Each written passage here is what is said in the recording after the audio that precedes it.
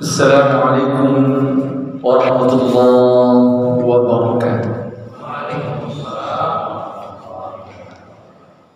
Alhamdulillahilladzi amarna bil ittihadi wal i'tisam bihablillahil matin. Asyhadu an la ilaha illallah wahdahu la syarika lah. Iyyahu na'budu wa iyyahu nasta'in. وأشهد أن محمدا عبده ورسوله المبعوث رحمة للعالمين. اللهم صل وسلم وبارك على محمد وعلى آله وصحبه أجمعين. لقد قال الله تعالى في القرآن الكريم: أعوذ بالله من الشيطان الرجيم. بسم الله الرحمن الرحيم. والمؤمنون والمؤمنات بعضهم أولياء بعض يأمرون بالمعروف وينهون عن المنكر ويقيمون الصلاة ويؤتون الزكاة ويطيعون الله ورسوله أولئك سيرحمهم الله إن الله عزيز حكيم. صدق الله العظيم. Ya, sama-sama kita muliakan pengurus Masjid At-Tanwir Muhammadiyah. Sama-sama kita muliakan para alim ulama, para buya, para kiai, para ustaz, para guru-guru kita, para tokoh masyarakat, bapak-bapak, ibu-ibu, rekan-rekan pemuda, remaja, anak-anak, hadirin wal hadirat, jamaah salat maghrib yang dimuliakan oleh Allah Subhanahu wa taala. Segala puji dan syukur untuk Allah Azza wa Jalla yang senantiasa melimpahkan rahmat, nikmat dan karunia yang tidak terhingga untuk kita semua. Dengan limpahan rahmat dan karunia Allah, alhamdulillah pada maghrib kali ini Allah pertemukan kita kembali dalam kegiatan kajian kita. Mudah-mudahan majelis kita dirahmati, diridhai, diberkahi Allah Subhanahu wa taala. Amin ya rabbal alamin. Salawat dan salam buat junjungan kita Rasulullah Muhammad sallallahu alaihi wasallam yang telah meninggalkan untuk kita Al-Quran dan Sunnah sebagai pedoman kehidupan. Kewajiban kita adalah berikhtiar, berusaha terus-menerus mempelajari Al-Quran dan Sunnah itu untuk kita amalkan, kita dakwahkan dan kita perjuangkan dengan sungguh-sungguh li'a'la'i kalimatillah, untuk menegakkan kalimat Allah di muka bumi. Bapak-bapak, ibu, hadirin hadirat yang dimuliakan oleh Allah Subhanahu wa taala. Pada kesempatan kali ini saya ingin mengajak bapak-bapak, ibu, membahas satu tema yang saya yakin sudah sering disampaikan oleh para guru-guru kita, para ulama, wabil khusus di Masjid At-Tanwir ini. Tetapi saya secara pribadi merasa ingin untuk mengulang-ulangkannya kembali. Pertama, karena memang tema ini sebagaimana tema-tema kajian yang lain itu selalu perlu untuk diulang, karena mengaji itu tidak selesai dengan sekali, dua kali, tiga kali dibahas. Sesuatu yang bahkan sudah belasan puluhan kali disampaikan pun kadang-kadang kita belum melaksanakannya, mengimplementasikannya, mengeksekusinya secara maksimal. Nah, maka di bagian dari apa yang Allah ingatkan dalam Al-Quran, fadzakir fa inna dzikra tanfa'ul mu'minin. Teruslah ingatkan, teruslah ulang lagi, sampaikan, karena orang-orang beriman selalu mengambil manfaat dari setiap peringatan, meskipun itu mungkin bahkan sudah berkali-kali disampaikan, bahkan mungkin sudah pulang menyampaikan. Jadi bapak-bapak, kadang-kadang kita menyampaikan itu juga butuh untuk suatu ketika menerima lagi materi itu disampaikan oleh orang lain kepada kita. Itu di antara makna wa tawassaw bil haqqi wa tawassaw bis sabr. Saling saling memberikan peringatan, saling memberikan nasihat. Nah, yang satu lagi, kenapa materi saya ulang, ini kepentingannya agak teknis Bapak Ibu sebenarnya. Karena saya ingin merekamnya dan menguploadnya di channel YouTube saya. Karena tema ini belum ada pembahasan yang khusus di kanal YouTube saya, Salman Tuanku Rajo. Nanti Bapak Ibu silahkan kunjungi kanal YouTube dakwah ya.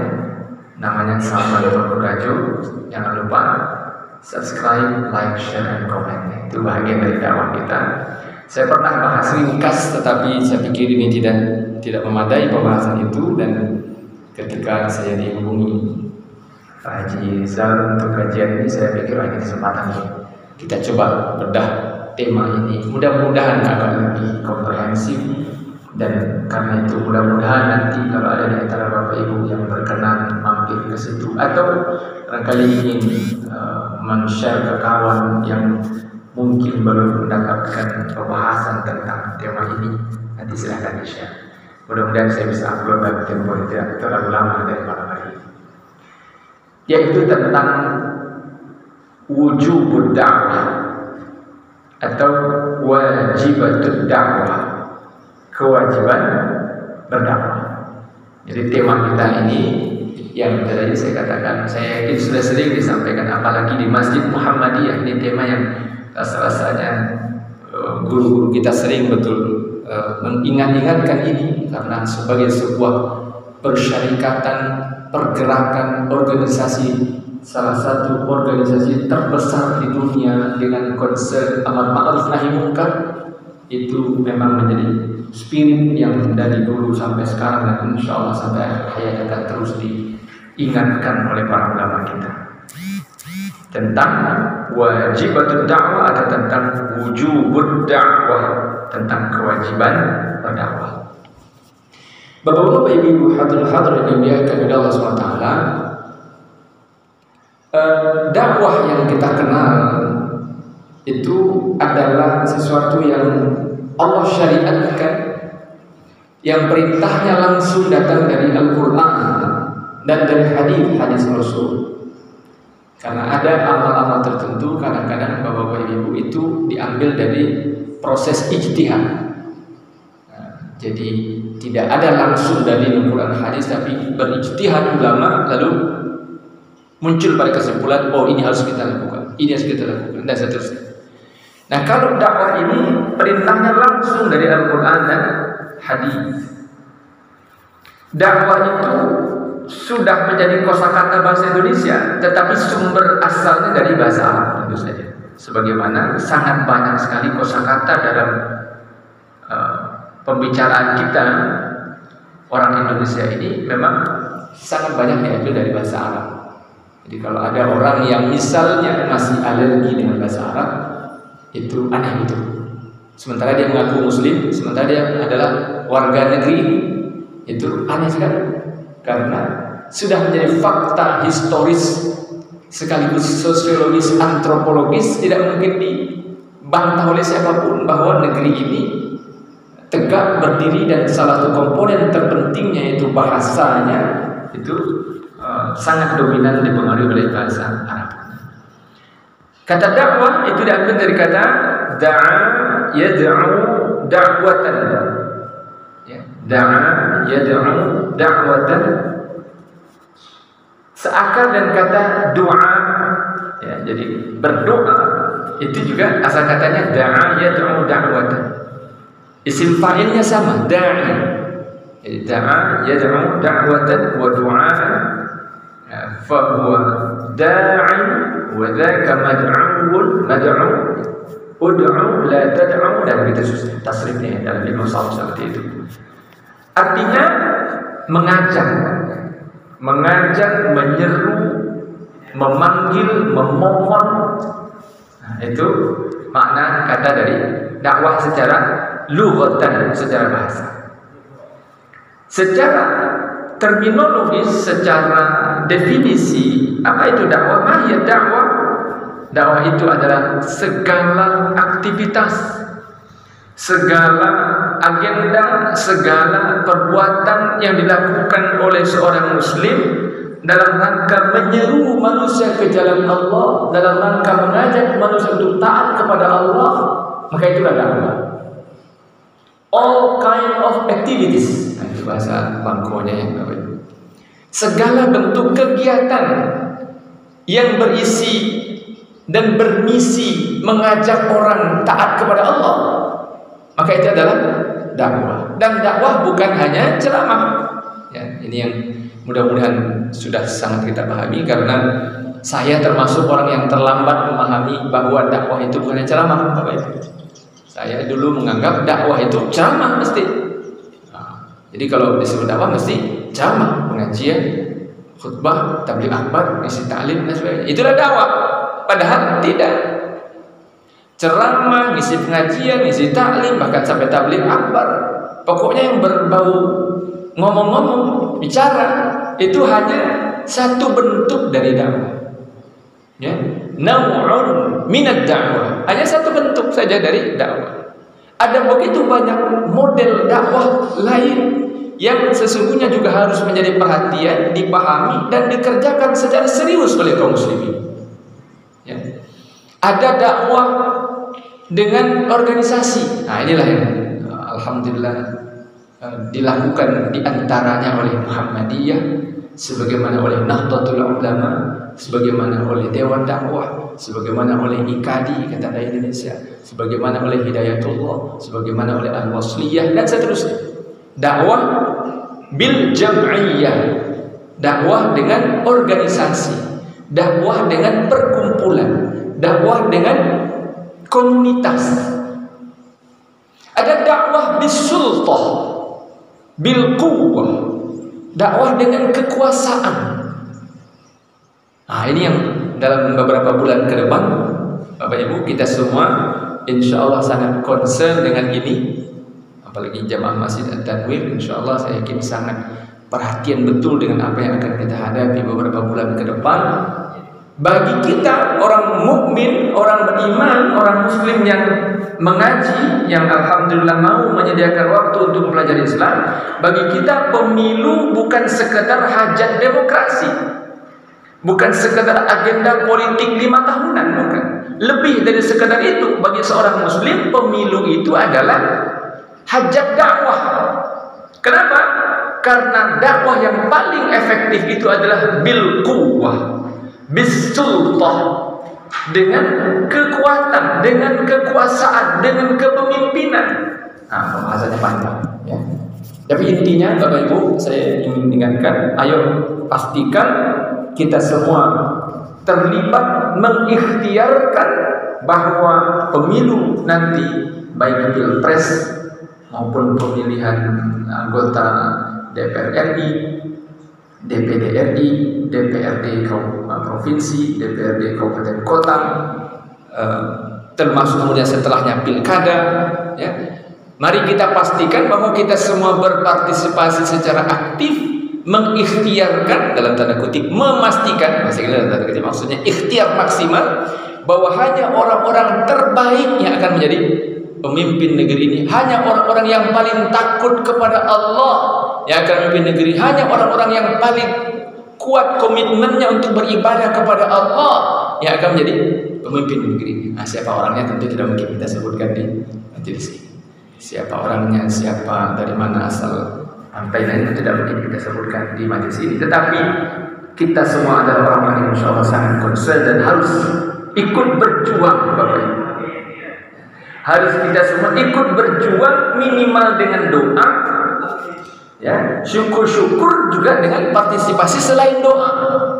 Selain yang jadi calon dan caleg, ya, saya sering sampaikan di sebagian majelis, kalau saja, karena biaya pemilu itu mahal sekali, kalau saja ada di antara Bapak Ibu yang mau bersodakoh untuk temannya yang adalah caleg, nih saya bantu 100 juta untuk bikin spanduk, untuk biaya saksi. Insya Allah, Bapak, saya termasuk yang meyakini itu bahagian dari dakwah. Saya meyakini. Nah, ini kita memang belum ada pembahasan khusus di Majelis Ulama Indonesia atau mungkin di majelis tarjihnya Muhammadiyah Salafiyah juga belum ada, atau mungkin Bahthul Masail Indonesia belum ada. Tetapi apa yang saya pelajari sejauh ini tentang materi-materi dakwah, apa yang saya diskusikan dengan para guru-guru tentang masalah dan sebagainya, sampai ke level kajian tentang dakwah politik, itu bahagian dari dakwah, insyaallah. Mendorong orang ini dalam bab dalam surah Al-Maidah, bagian dari bab at-ta'awun bil birri wat taqwa wa ta'awanu 'alal birri wat taqwa wa la ta'awanu 'alal itsmi wal 'udwan. Mendukung seseorang yang akan berjuang untuk sampai ke kekuasaan, di mana kekuasaan itu nanti akan dia pakai untuk membela agama Allah, memperjuangkan syariat Allah, maka itu berarti mendorong orang untuk melakukan dakwah. Tetapi kalau ada orang yang maju, tidak pernah kita lihat visi dan misinya, komitmennya dan track recordnya, rekam jejaknya selama ini berjuang di jalan Allah, jangan, ya. Maka karena itu harus sangat selektif. Baik. Kemudian apa hukum dakwah? Jadi kalau kemudian kita bertanya, ma hukmud dakwah? Apa hukum berdakwah itu? Jawabannya diantaranya dijelaskan oleh Fadilatul Syekh Ali Jum'ah Amin Abdul Aziz. Syekh Jum'ah Amin Abdul Aziz menulis sebuah kitab Ad-Da'wah Qawa'id wa Usul yang kita bahas rutin setiap Kamis subuh di Masjid Al-Mubarak. Masjid Al-Mubarak Merah ya. Jadi setiap Kamis subuh kita ngaji kitab itu, Bapak Ibu. Kalau ada Bapak Ibu yang hadir Kamis kemarin, saya absen, kawan. Pak datang, kawan. Ya. Saya kemarin absen karena ada pekerjaan yang harus diselesaikan sampai lewat tengah malam, sehingga saya hubungi Pak Reno, saya nggak bisa hadir.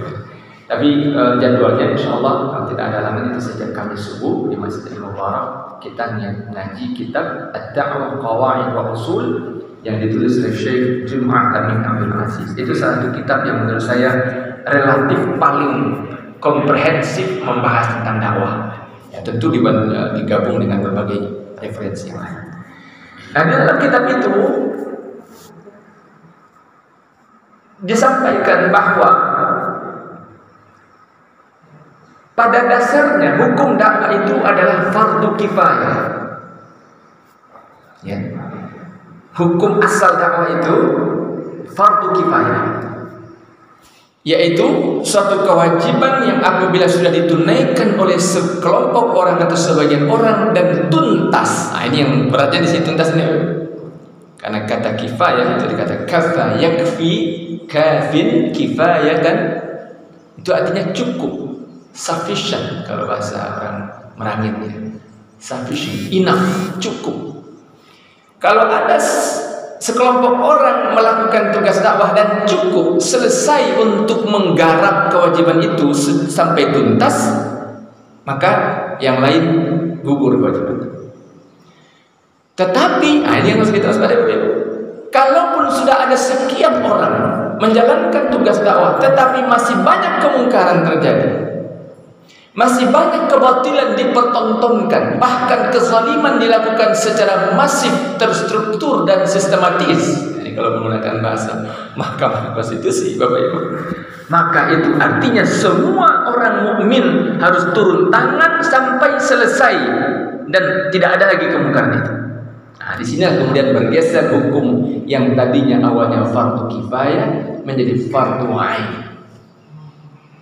Jadi Bapak Ibu jangan kemudian kita fardu kifayah aman. Karena ternyata meskipun disebut fardu kifayah oleh para ulama pada awalnya sebagai hukum asalnya, tapi kita harus lihat detailnya, dan ini kemudian juga menyebabkan Syekh Jum'ah Amin Abdul Aziz sebagaimana juga para ulama lain menegaskan bahwa sangat boleh jadi dan secara praktis akhirnya konklusinya, kesimpulannya dakwah itu fardu ain. Kenapa? Karena selama kemungkaran masih ada, kezaliman masih terjadi, kemaksiatan masih merajalela, bahkan boleh jadi terang-terangan di depan mata kita, kita tahu itu masih dilakukan, maka selama itu berarti kita wajib untuk ikut berdakwah. Tentu saja kalau kata Imam Ibnu Katsir dalam tafsir Al-Qur'an Al-Azim ketika menjelaskan tafsir surah Al-Imran ayat 104, tentu saja sesuai dengan kemampuan masing-masing. Nah, itu kaidah yang tentu sangat masyhur, la yukallifullahu nafsan illa wus'aha. Allah tidak pernah mewajibkan sesuatu kepada seseorang kecuali sesuai kemampuan. Nah, jadi itu ya Bapak Ibu. Apa hukum dakwah? Ma hukum dakwah? Fardu kifayah. Hukum asalnya fardu kifayah, tapi dia bisa yatahawwal ila fardhi ain. Ila fardhil ain. Dia bisa bergerak, berubah kemudian menjadi fardu ain ketika faktanya kemungkaran masih banyak, kemaksiatan merajalela, kezaliman masih dipertontonkan. Itu artinya semua orang yang mengetahui kemungkaran, kezaliman, kefasikan itu ada dan dia tidak melakukan, maka padanya melekat hukum untuk juga menjalankan tugas dakwah amar ma'ruf nahi munkar. Apa dalilnya? Bapak Ibu. Dalil bahwa hukum dakwah itu wajib, fardu, fardhidah sangat banyak. Ya. Sangat banyak dalil baik dari Al-Qur'an maupun hadis untuk menegaskan bahwa dakwah itu hukumnya fardhidah atau wajib. Yang pertama yang sangat masyhur adalah firman Allah surah Ali Imran 104. Ya, kalau tentang urutan pertama, kedua, ketiga, keempat itu bisa beragam dari satu kitab ke kitab yang lain, tapi di antara yang paling masyhur adalah firman Allah surah Ali Imran ayat 104 yang kita semua mudah-mudahan sangat hafal. Apa kata Allah? Wal takum minkum ummatun yad'una ilal khairi wa ya'muruna bil ma'ruf wa yanhauna 'anil munkari wa ulaika humul muflihun. Kamu wahai orang-orang beriman, kata Allah, wal takum minkum, kamu. Siapa kamu itu? Nanti kalau kita buka mundur minimal ke ayat 102, itu maksudnya ya ayyuhalladzina amanu. Karena di ayat 102 yang Allah panggil ya ayyuhalladzina amanu ittaqullaha haqqa tuqatih wa la tamutunna illa wa antum muslimun. Maka di ayat 103, 104 itu masih merujuk khitabnya ke yang dipanggil di ayat 102. Siapa? Alladzina amanu, orang-orang beriman. Kamu orang-orang beriman harus menjadi ummatun yad'una il khair, umat yang senantiasa menyeru kepada kebaikan. Ya, dan kata Syekh Yusuf Al-Qaradawi, Bapak Ibu, Allah yarham, dia sudah meninggal tahun lalu. Dunia kehilangan seorang ulama besar. Syekh Yusuf Al-Qaradawi menggarisbawahi kata ummatun ini, yang kemudian beliau katakan dakwah itu dari ayat ini Allah isyaratkan wajib dilakukan bil jamaah, berjamaah. Dakwah itu tidak boleh dilakukan sendiri-sendiri. Tidak boleh seorang muslim itu merasa cukup berdakwah hanya dengan misalnya punya jadwal ceramah yang banyak gitu. Mentang-mentang sudah punya jadwal ceramah yang banyak, dia merasa selesai dengan dakwah itu dan tidak mau kemudian berjamaah. Rasanya sudah kita bahas di Masjid Nurul Yakin waktu itu kaji kalau tidak salah. Dan ini pembahasannya khusus lagi tentang kewajiban dakwah berjamaah ini. Berjamaah itu ada pembahasan khusus ditulis tentang hal ini, ditulis oleh Syekh Husain bin Muhammad bin Ali Jabir dan kitab At-Tariq ila Jama'atul Muslimin. Saya sangat sarankan Bapak Ibu baca kitab ini, sangat penting sekali. Berjamaah itu hukumnya wajib. Seorang muslim itu tidak boleh menjadi single fighter, menjadi pemain tunggal, tidak boleh. Dia harus bersaf yang rapi. Jadi maka bersyukurlah Bapak Ibu yang sudah bergabung di Muhammadiyah. Insya Allah itu sudah merupakan pengamalan dari apa yang difatwakan oleh para ulama bahwa berjamaah itu hukumnya wajib. Jadi kalau tadi bicara tentang kewajiban dakwah di satu sisi, ada pembahasan berikutnya nih terkait dengan dakwah itu, yaitu berdakwah itu wajib dilakukan secara berjamaah, dan karenanya kemudian berjamaah itu hukumnya juga wajib. Berjamaah maksudnya bukan sholat jamaah ya Bapak Ibu, Salat berjamaah lain lagi babnya. Ini berjamaah dalam arti orang-orang beriman itu berkumpul bersama-sama dalam shaf yang rapi, dalam ikatan yang rapi, dalam rabithah, ikatan yang kuat. Ada yang memimpin, ada yang dipimpin, ada tanzim, ada sistem, ada manajemen, ada program, ada kurikulum, ada agenda, ada misi, ada evaluasinya dan seterusnya. Sebagaimana layaknya suatu organisasi dijalankan, dan itu sudah ajarkan Rasulullah Muhammad SAW. Nah, kalau ada di antara orang-orang yang mengaku muslim tapi masih asik menyendiri dalam apa yang dianggap sebagai kebaikan, maka hati-hati, waspada, ini bahaya besar. Jadi kalau ada orang mengaku muslim dan merasa sudah cukup dengan sholat jamaah tiap hari 5 waktu, sholat tahajudnya mungkin tiap malam, puasanya mungkin Senin Kamis, tambah ayam bid, bahkan mungkin saum Daud, puasa Daud, baca Qur'annya minimal 1 juz sehari, tapi tidak berjamaah, tidak berkumpul bersama orang-orang soleh untuk memikirkan umat, memperjuangkan umat, berdakwah, melakukan amar ma'ruf nahi munkar. Enggak mau dia muncul sendiri saja. Maka hati-hati, orang itu dalam bahaya besar. Dia mengabaikan satu perintah syariat, yaitu kewajiban untuk berjamaah. Ya, ini ada pembahasan yang agak khusus juga dalam hal ini sebenarnya, dan ada sisi-sisi agak sensitif dalam pembahasan ini yang harusnya ada forum di mana ini juga dibahas. Ya, sangat spesifik ini sebenarnya pembahasan tadi. Baik, nah tadi kita sedang bicara tentang apa dalil dari bahwa dakwah itu hukumnya wajib. Pertama, surah Al-Imran 1:4. Apa kata Allah? "Wal takum minkum ummatun yad'una ilal khair wa ya'muruna bil ma'ruf wa yanhauna 'anil munkar wa ulaika humul muflihun." Kamu yang orang-orang beriman harus wajib menjadi ummatun yad'una ilal khair, komunitas, sekelompok orang yang terus bekerja keras, berusaha, memikirkan, berjuang untuk berdakwah, menyeru umat ilal khair, kepada kebaikan, wa ya'muruna bil ma'ruf, menyuruh kepada yang ma'ruf, wa yanhauna 'anil munkar, mereka cegah kemungkaran, wa ulaika humul muflihun, mereka itulah orang-orang yang beruntung. Itu yang pertama. Yang kedua, firman Allah surah An-Nahl ayat 125. Ini juga sangat masyhur, kita hafal insyaallah semua. Apa kata Allah? Ud'u ila sabili rabbika bil hikmati wal mau'izatil hasanati wajadilhum billati hiya ahsan. Kata Allah, ud'u ila sabili rabbika, serulah manusia. Nah, ini khitab ayat ini kepada Rasulullah Bapak Ibu.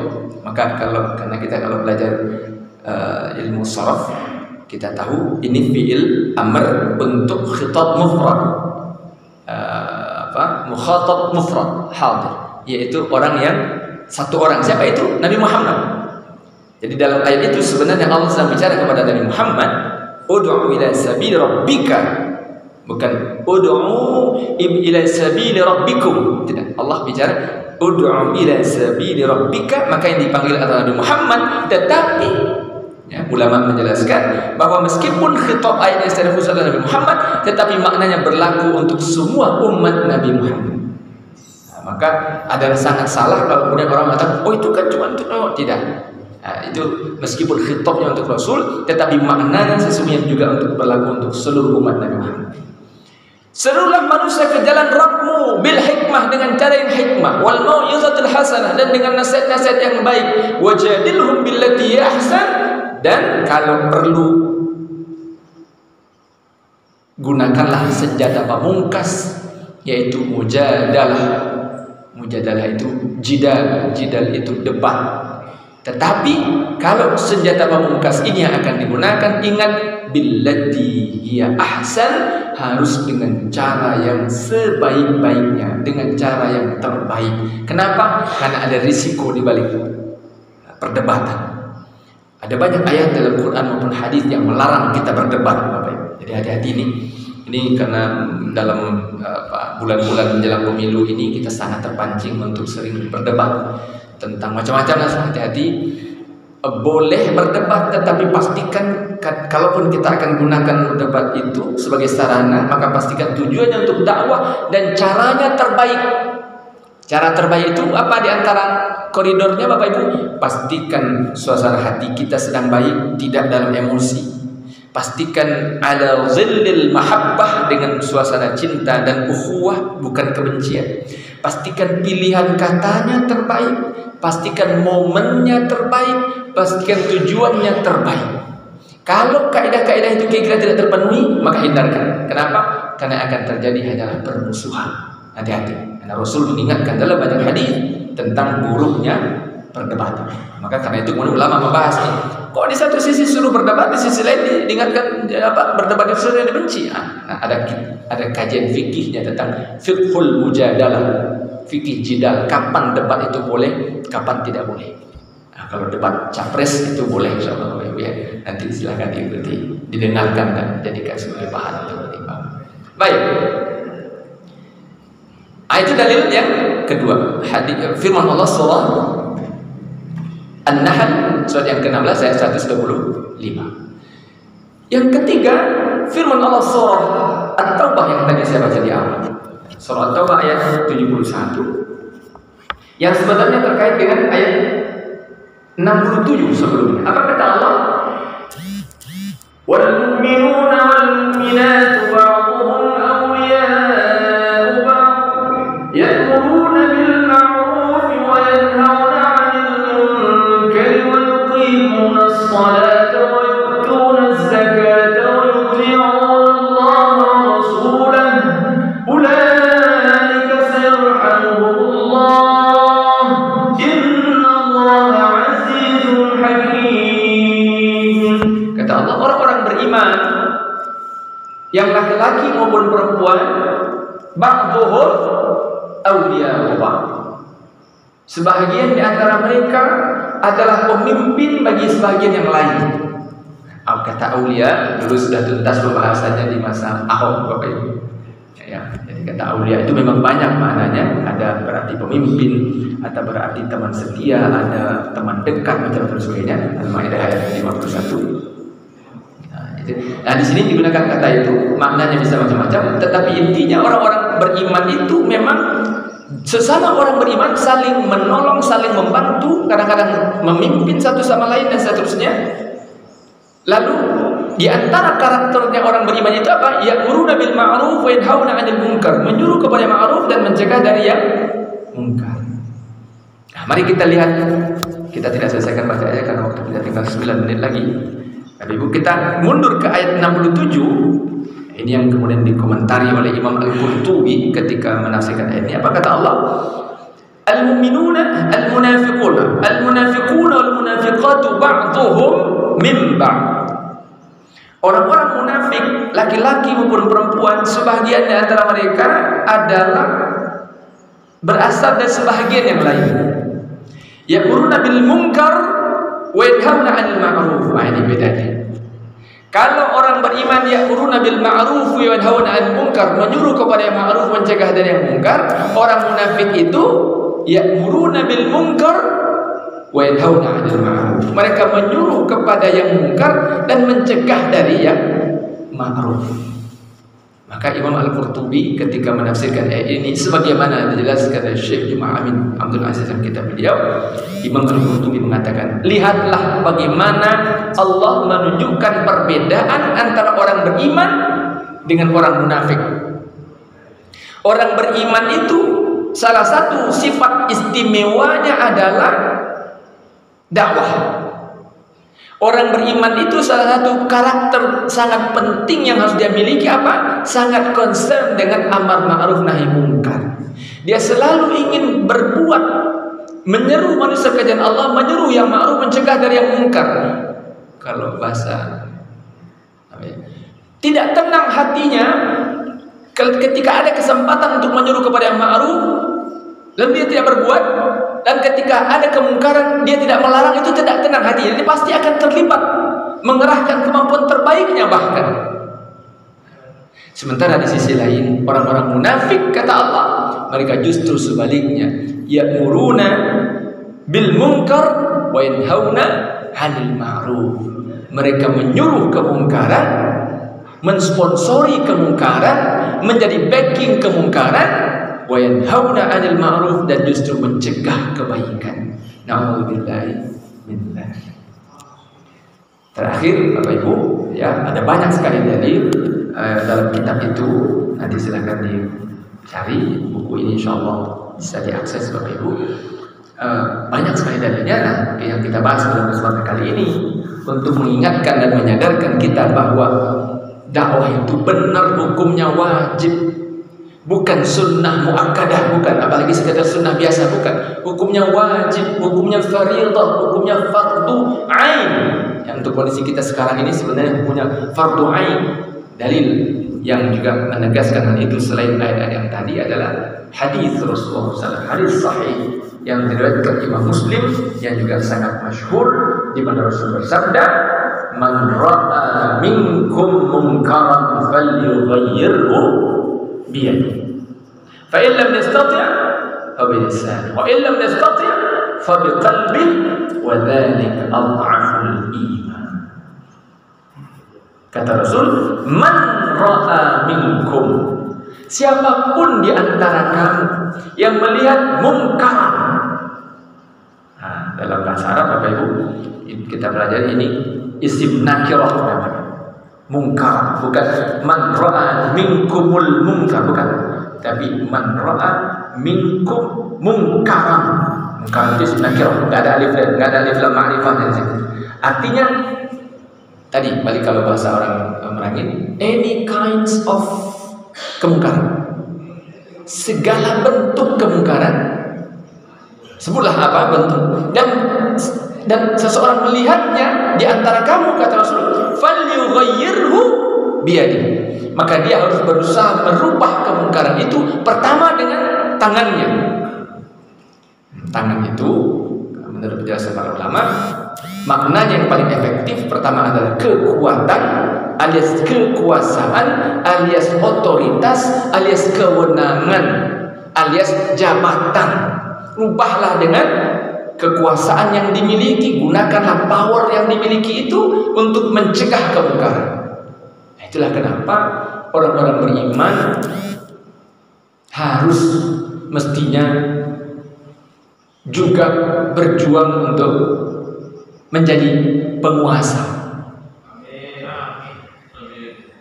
Bapak Ibu yang terhormat, saya mohon maaf agak harus hati-hati karena posisi saya, Bapak Ibu ya. Mudah-mudahan dimaklumi. Tapi insya Allah dia akan diupload ya. Jadi karena itu mungkin agak Bapak Ibu silakan. Tapi saya mungkin agak, walaupun saya yakin Bapak Ibu tahu di mana posisi saya, insya Allah.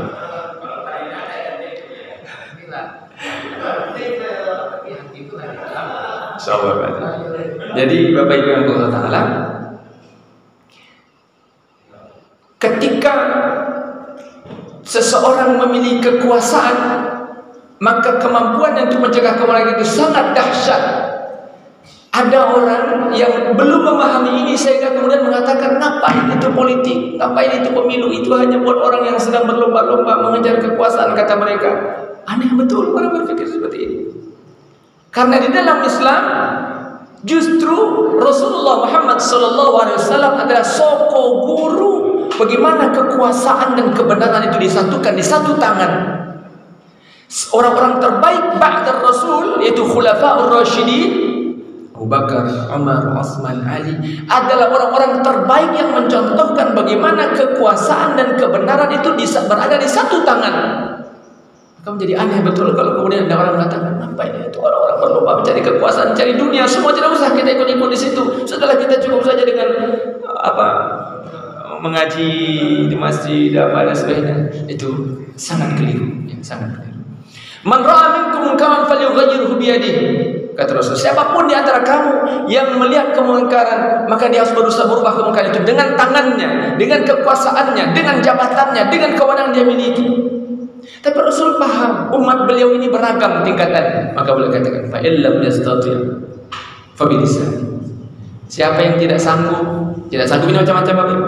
Tidak sanggup karena memang tidak punya kekuasaan, tidak sanggup karena memang tidak punya kekuatan, tidak sanggup karena tidak berani menggunakannya, macam-macam pertimbangan sebagainya, maka minimal ada grade, second grade, level berikutnya di bawahnya.